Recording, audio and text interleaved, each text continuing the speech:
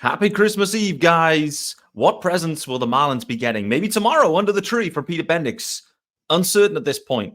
What does the Yamamoto signing mean for the Marlins? Also, the offense.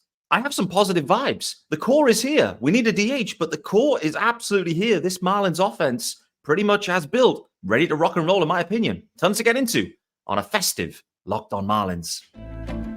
You are Locked On Marlins, your daily podcast on the Miami Marlins. Part of the Locked On Podcast Network, your team every day.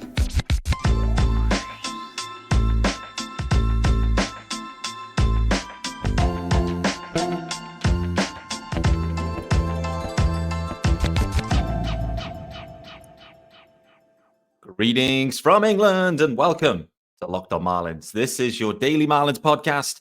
I'm your host, Peter Pratt. Hit me up, of course, on X at Miami Marlins _UK. Don't forget, there's Marlins Twitter madness that is on the horizon as well in January. So be sure to follow me on Twitter or X or whatever we call this platform now. Looking forward to another tournament. See if I can progress through the first round this year. That'd be nice. There's also a YouTube channel. There's also a YouTube channel, guys. Make sure you hit subscribe over there too. It is also called Locked On Marlins. And guys, happy Christmas Eve. I'm hitting this one relatively early on Christmas Eve. For those that know, if you know, you know. And if you are doing the cooking for your family, if you are hosting Christmas, if you are cooking, then you know the sheer amount of preparation that is required from a food perspective, a present wrapping perspective, you know, all that stuff. But particularly food-wise, it is probably T-minus, I don't know, 28, 30 hours until this turkey's going to be served. I'm already out here going to be slicing sprouts, I don't know, peeling potatoes, whatever's required to make sure it is a stress-free Christmas day. If you are in the boat that I'm in, then this episode is for you. I'm here to help you get through a bit of sprout slicing. Guys, there's tons to get into here. And we're going to start with some bigger theme topics, or one topic in particular, and that's Yamamoto signing with the LA Dodgers. Boy, oh boy, the Dodgers are having an active offseason here, no doubt. So we're going to talk about that and how that impacts the Marlins, because it does impact the Marlins, particularly if they are looking to trade one of their arms. So we'll talk about that. Equally, I want some positive vibes. I woke up this morning and I just suddenly thought about the offense as currently constructed. I think there's more positivity we should have. Yes, the Marlins offense generally was below par for the entirety of the season. They were like bottom. They might have been the lowest run scoring team in the NL, which sounds pretty crazy, but I think they were. And even so, they found ways to win. And I must say, post-deadline, it felt like the offense felt different as well. So we'll talk about that.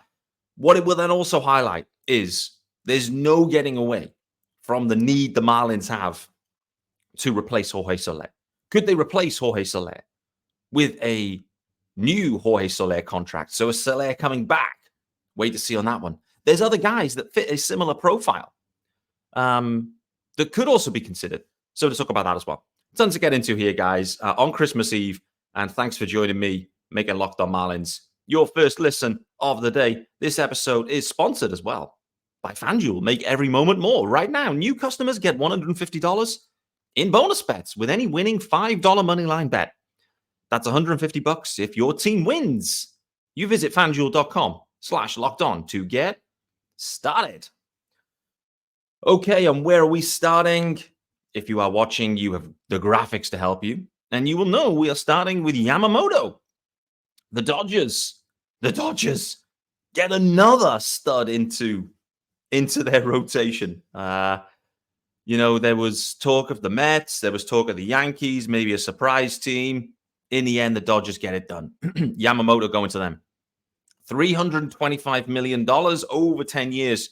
No crazy Shohei Ohtani style contract structure. This one's just more traditional, let's say. So the Dodgers committing to Yamamoto, bolstering their rotation.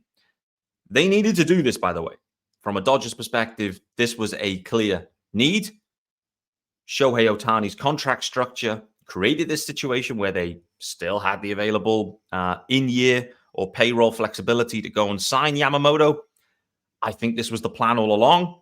Ohtani doing what he's doing. And then, of course, Yamamoto wants to come and play in LA also. LA Dodgers, it's the mecca for these APAC players, I guess. Unsurprisingly, maybe. And will continue to be for years on years on years now that Ohtani and Yamamoto are both there. So well done to the Dodgers for pulling the trigger on this one. There was clearly a few other teams that were heavily interested. The funny thing in my perspective here is that the Mets, Steve Cohen went heavily after Yamamoto, heavily after him. Flew over to Japan, I believe, had him over to his house. There was plenty of courting going on. Steve Cohen took things to the 325 number. At one point, it was like, is he going to get more than 200 million? In the end, he gets 325. Steve Cohen pushing the market. But Yamamoto at the end, this is the funny thing, and this will kind of come back to the DH conversation, and we'll connect this back to the Marlins. Yamamoto at the end of the day, it wasn't about the total dollars. It was about the total dollars that he could get from the Dodgers. He wanted to play for the Dodgers, in my opinion. And he used the Mets to make it happen. Much like maybe Shohei Ohtani used the Blue Jays to make something happen with the Dodgers. Maybe. So, there's a lot of, again, players, they have destinations where they want to go to. They have clubs that maybe they want to go to. It isn't just about who signs the biggest or who makes the biggest offer. It's about getting those guys to make the biggest offer that then you can use elsewhere. Do you want to match it? Dodgers went, yeah, we're going to match it. Yamamoto to the Dodgers. So let's connect this back into the Marlins then as well. What does this mean? Well, it means there's a few teams out there that were actively seeking Yamamoto that haven't got him. Like I've already mentioned, both New York teams, the Phillies maybe. I feel like the Giants were in. Feels like the Giants are in on everyone. And they never close anything.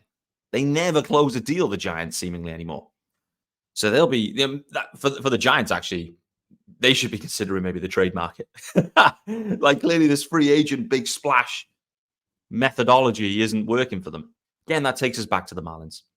So there's a lot of rumor here, from a Marlins perspective, around them looking to trade pitching to get offense. And with Sandy being down, that's a pretty risky situation, clearly, because there isn't a ton of depth, beyond the 5 guys that you could kind of list out maybe to start the year. So there's not a ton of depth. So it's a risk. We know, based on, I've watched baseball for 7 seasons now. We know that there will be a need for probably 8 to 10 starters, probably more like 10 in the modern day game with this pitch clock that seems to be putting extra stress on arms. So there's going to be a need to test that depth. So from a Marlins perspective, it isn't just about have you got 5, it's about have you got 10. What does the 10 look like? The funny thing is, at points last year, those guys that were called up to make spot starts here and there, they performed pretty well, I think, in the main. I kind of think about Brian Hoeing. He had a little spell. Obviously, Ryan Weathers brought in, finished the year strong once everyone mentally had checked out on that game. It was a pointless game, but Ryan Weathers finished strong nevertheless. Max Meyer's coming back. There is some depth there. The question is whether the Marlins go down the path this offseason thinking about a kind of Johnny Cueto 2.0, maybe not quite as checked out maybe as Cueto or washed as Cueto. I don't know. Maybe that's unfair with Cueto. I don't know. It didn't work out, frankly, with him. So I do wonder, but can they go and get a vet or two just to kind of plumb in here? Or are they happy with your Devin Smeltzer types? Again, Smeltzer kind of in parts was effective. It feels like that's maybe the method they'll go down of just kind of stocking up AAA with some, vet guys that could start, maybe come out of the pen, maybe, play multiple roles. Feels like the kind of profile here. So with that being said, and how does this impact Yamamoto and the Marlins as well? What does this all mean? It means that there's a big piece off the board now. A big piece, a free agent piece. And this is the thing. For the teams that have money, they will spend that first. Because if you spend the budget and allocation of funds that you have first, then great. If you can't, then you then consider trade options. Trade options are the second option. You make a trade once you run out of free agents that you want to acquire or pay or see the value in. Because as with any trade, particularly when you're acquiring good quality starting pitching, you have to give to get. And so that's the difference here. These teams, they start with the free agent market. Once the free agent market starts to dry up, then the trade market starts to heat up. And I think that's where we are now. Once that deal dropped, my sense was Peter Bendix's mobile phone will be exploding. Speaking of exploding, we're going to carry on this conversation talking about the pitching market, equally the positive vibes from an offensive perspective. Before we do that, tell you about our good friends over at FanDuel. And as the weather gets colder, the NFL offers stay hot on FanDuel. They didn't actually ask me to give it that kind of extra zhuzh on the hot, but it felt right. Right now, new customers get $150 in bonus bets with any winning $5 moneyline bet. That's $150 if your team wins. If you've been thinking about joining FanDuel, there's no better time to get in on the action. The app is super easy to use, and there's a wide range of betting options, including spreads, player props, over-unders, and more. So visit FanDuel.com/lockedon and kick off the NFL season. FanDuel, official partner of the NFL. All right, guys, you're back here with me, Peter Pratt, on December 24th, Christmas Eve, pre-Christmas dinner prep for me anyway. Thanks for joining me and making Locked On Marlins your first listen of the day, guys. And I hope that you're enjoying this as you are preparing your dinner also. We're doing it in lockstep, potentially. Pardon me. So, Yamamoto to the Dodgers, big free agent off the board. Frankly, the biggest free agent starting pitcher that was usable this year anyway, off the board. A lot of discourse around this guy too, by the way, just talking about like he's not going to be added to prospect lists. He's not going to be ranked. Then some people went away and some guys kind of asked them, well, okay, if he's not going to be added and have rookie status and be a prospect, officially a prospect, where would you rank him? And a couple of guys came back and were like, yeah, not quite as high as Paul Skeens and in and around this range, like maybe kind of between 15 and 20 or 12 to 8. What a nonsense. What a nonsense. This is the funniest thing about prospect evaluations at times, really. Like, if that's what you do and you're a pure prospect evaluator, there's a clear bias. You have a huge bias in the value of prospects at this point. And frankly, Yamamoto at this point is the number one pitching prospect in baseball. He has to be. He absolutely has to be. It's a funny situation. But who really cares? Prospect lists, in my opinion, are just there for fun. To be honest with you, it's just all for fun. It's all irrelevant. What you put on the field at the big league level is what truly matters. However, prospect statuses, maybe they help in terms of trading a way we can get a buzz on a name that maybe the team isn't quite as fussed about. I don't know. Anyway, back to the Marlins and Yamamoto. So big piece off the board. What does this mean? Well, it opens up the trade market, as I mentioned. There's a few really obvious trade candidates. And, Corbin Burns is one. Final year of his deal. What are the Brewers doing? Don't know. Willy Adames, same question. What are they doing? Don't know. Again, do you know what I'd love to see with Corbin Burns? This is the really interesting thing with him. Man, I'm going way off topic here, but there's a lot of big themes happening right now. But for a Corbin Burns type situation, for a team to come in and trade for him at this point, I'd love to see a team, an organization, maybe try to recreate the Tyler Glasnow situation, where you hook into Burns, you say, listen, we want to do a deal here. We want to extend you. We're going to make this trade. If we can extend you now, then the trade will go through. If it doesn't, then fair enough. We'll go our separate ways. So I'm intrigued to see, do we get a double bubble?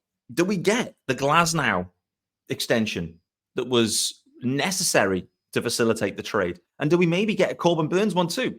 Nevertheless, he's a big piece, big name, and in many ways is the best pitcher that's acquirable.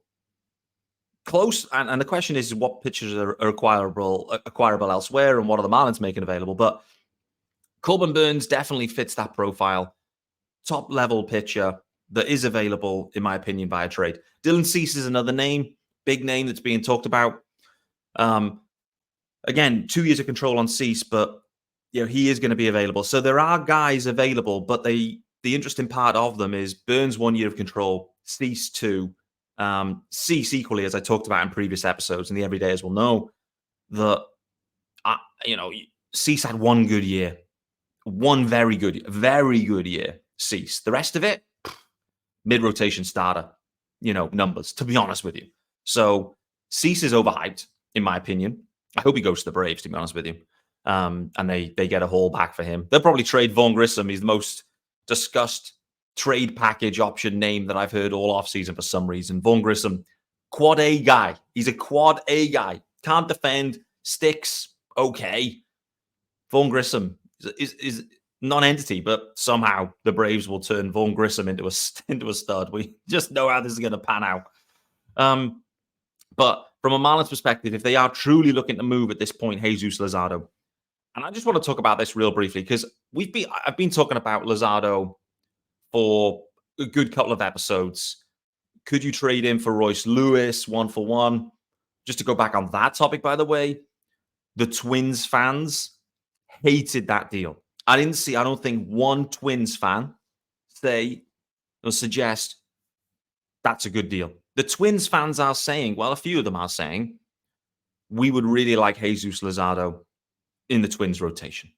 However, not a single one of them were willing to trade Royce Lewis for that.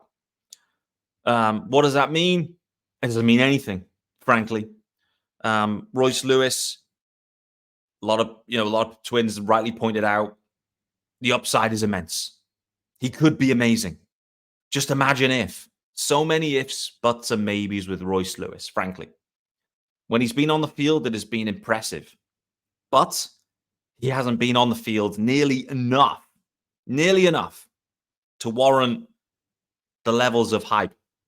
Actually, in some ways, there are true correlations over to Jazz Chisholm Jr. Some people say Jazz Chisholm Jr., the most hyped guy, most overhyped guy in Major League Baseball. And when he's on the field, he's quality. Problem is, he struggled to stay on it. So I get it. I get it where people are coming from on the Royce Lewis. Anyway, Twins fans hated that one. He is not available by all accounts, according to Twins fans. He is available. But we'll see. We'll see. Nevertheless, Luzardo, 3 years of control on Luzardo, a lefty, and just a top quality arm and a dude. With all of that pieced together, Jesus Luzardo, the most valuable, potentially available starter. I want to say valuable. I'm not saying that he's head and shoulders above Corbin Burns. He's better than Cease, easily. I'm not saying he's head and shoulders over Corbin Burns. What I'm saying is the value associated with 3 arbitration years versus Corbin Burns' 1 and the age and everything else means that from a value perspective, Luzardo has a higher value right now than Corbin Burns, in my opinion. So the other thing to go back on here, just because I was going to talk about Luzardo specifically, is I do not want the Marlins to trade Jesus Luzardo. I just want to put that out there now. I have talked about it quite a bit because, and the reason I've talked about it is the sense that the organization is going to make a deal to restock the farm. And the way to restock the farm at the fastest pace is to trade away the most valuable pieces. Jesus Luzardo is one of those guys. I personally, as a Marlins fan, and I'm just a fan of the podcast, by the way, I do not want the Marlins to trade Jesus Luzardo right now. Or maybe ever. One of the questions is should Jesus Luzardo be extended? Should the Marlins look to extend Jesus Luzardo and go into like a Sandy Alcantara type situation? Lock him up for multiple years? I see such limited risk around that in some ways. Equally, we see Sandy and we see the risk where signs the deal. At some point, he's going to get hurt. At some point, there's going to be a year where he's missing. Because that's just what happens with pitchers these days. In a 3, 4, 5 year span, they're going to be gone for one of those years. So do the Marlins look to make that commitment with Luzardo? Again, going back to Luzardo, by the way, I've been thinking about this too. How did the Marlins get Luzardo for 2 months of Marte? Unbelievable deal. Unbelievable Kim Ang job. That was the moment where I knew Kim Ang was a different trading operator. I just knew it at that point. Stunning deal at that point. And the Marlins have done all the hard work. I've said this so many times about the Marlins. They've done all the hard work getting the pitch in. How did they get better? Oh, and this is the frustrating thing. I'm going off on a different segue here because I wanted positive vibes. And it is kind of positive vibes. But how do the Marlins get better? They've acquired all this pitching talent. Most of it is cheap. Most of it is very cheap. They've done the hard work. The offense needs to be better. And at this point, could Bruce Sherman put a little bit more money into this? Could he add some more dough to the payroll? When I look at the glaring need of the offense, like clearly you need to replace Jorge Soler. You need a DH that can hit you 35 plus home runs per annum. So Bruce has to make that happen. And when I look around the wider landscape of the game, revenues are up, revenue sharing is up, everything's up. Everything's way up. Inflation's up. The other thing that's up is luxury tax payments. The Mets are paying over $100 million in luxury tax that is shared with the low revenue teams. There's more free money for Bruce. National TV deals, revenue sharing, luxury tax sharing. This $100 million roster is paid for by pretty much all the other teams. Bruce is a bottom 5 payroll at this point. I'm asking you, put some more money in, commit to it. Let's get a couple of extra offensive pieces and let's roll again, baby. I know the model is let's trade away our assets and restock the farm. It isn't sustainable. But in some ways, it feels like 24, 25 is this Marlins window. Arias is here. Luzardo's here. Sandy will be back. Bell's here for one more year this year.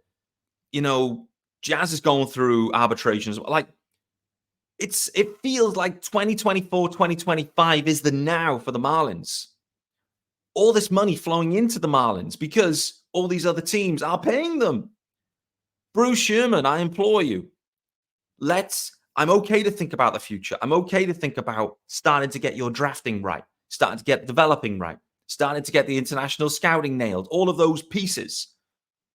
But let's not take a major step back on the big league roster to try to get the AA team looking sexy for the future right now. That can happen. There's going to be an opportunity to make that happen at some stage, but this is the Marlins window. And that's why, from a fan's perspective, there's such a degree of frustration right now that there's any talk about Luis Arias being traded, Jesus Luzardo, Sandy Alcantara, anyone. There's no need to trade these guys. They're still cheap for what they deliver. They have multiple years of control. And the Marlins have done, Kim Ang did the hard work in acquiring these guys. Now it's time for the fan base, sit back and enjoy it. Last year was amazing as a Marlins fan. We were in the mix all the way through. It feels different. Trust me, when you are not in the mix, baseball, it feels kind of pointless, to be honest with you. 162 of a terrible team is pointless. To be honest with you, it's just pain. But last year was so different. And this is where I'm going to segue into it now. Positive vibes. When I look at the offense and it's in its whole right now, we got to think, okay, there's not going to be any Jacob Stallings offensively, so they're going to get better at catcher with the offensive production. They're going to have to. Joey Wendell's not here at shortstop, the worst hitter in baseball. Gene Segura, the worst hitter before him, playing at third base every day. He's not here. The Marlins are getting better simply by having 3 guys not on the roster and replaced by other guys that definitely won't be as bad. They're improving there. But not to slander those guys, but where they are getting better is the fact that the Marlins went at the deadline again, a Kim Ang extravaganza. She goes and gets Josh Bell. He opts into his deal, so he's still here.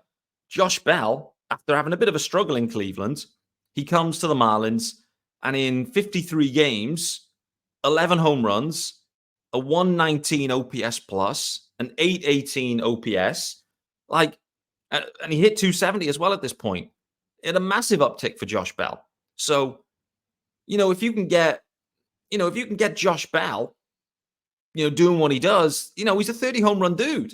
He's a 30 home run dude hitting 270. Like that's what the career numbers kind of tell us. When he's hot and when he's settled, that's what you're going to get from Josh Bell. And he's there for the whole season, depending if the Marlins are in it. You then think about Jake Berger. He was added, and Berger had one hell of a end to the year with the Marlins. It was a different type of year to what he had in Chicago, to be honest with you. When you look at what Berger did, he comes in, he ends up having, 53 games as well, 9 home runs. But the other thing, he hit 303, a 130 OPS plus, an 860 OPS. Bell, Berger, the numbers tell us they're above average sticks. Above average sticks that are still here, that weren't here in the first part of the year. For 2/3 of the year, those guys weren't here. They came in, they made a huge impact. Jazz, we know who he is. The question will always be with Jazz, can you get 150 games of Jazz Chisholm Jr. in center field? That's going to be the question. It will forever be the question. Right now, we've never seen it. But in 24, could we see it? If we do see it, Jazz, Arias, we know what we get from Arias. Jazz, Arias, Berger, Bell. Those 4, it's a really nice 4. It's a really nice 4 there. Jesus Sanchez, Brian De La Cruz, serviceable, okay. There's room to improve, by the way. They could do with another impact corner outfielder. But again, positive vibes. Both those guys had average to above average seasons offensively. You then think about what they're going to do at shortstop. Don't know. What they're going to do at catcher. Don't know. But the question then remains is what can you get at the DH spot? What can you get there? Can you get Soler back in? Can you get Teoscar Hernandez? Doesn't have to be DHing. Could you revive Avisel Garcia? Who knows? Probably not. Probably not on that one. Won't dwell on Avisel Garcia on Christmas Eve. Could you get JD Martinez in? There are a few options here for the Marlins. Going back to Yamamoto and thinking about Soler, I've said this on an episode prior. My belief, just from what I see with Soler, is that Soler wants to sign with Miami. I think he wants to stay with the Marlins, Jorge Soler. I think he's settled in South Florida. He wants to stay. So what does that mean? You're probably going to see some rumors coming out that Jorge Soler has met with the Mariners and he's met with the Diamondbacks. And it's going to be one of those situations that Yamamoto has done where his agent will rock to him and go, to Bruce Sherman, to Peter Bendix, we have this on the table from the Mariners. We have this on the table from the Diamondbacks. You want to match it? If you can match it, Jorge will sign with you and remain a Marlin. At some point, that conversation is going to happen. It's going to happen because, in my opinion, Soler wants to stay with the Marlins. And frankly, the Marlins need him. They need him at this point. They need that thump. This whole lineup doesn't work without Jorge Soler or someone with that profile. It's essential, necessary. There's nothing coming through the farm that looks like that profile. You're going to have to pay for it. Why not pay for something that you are familiar with, can work, and fits the culture and the environment? Food for thought, but that conversation will happen. Wonder how it turns out.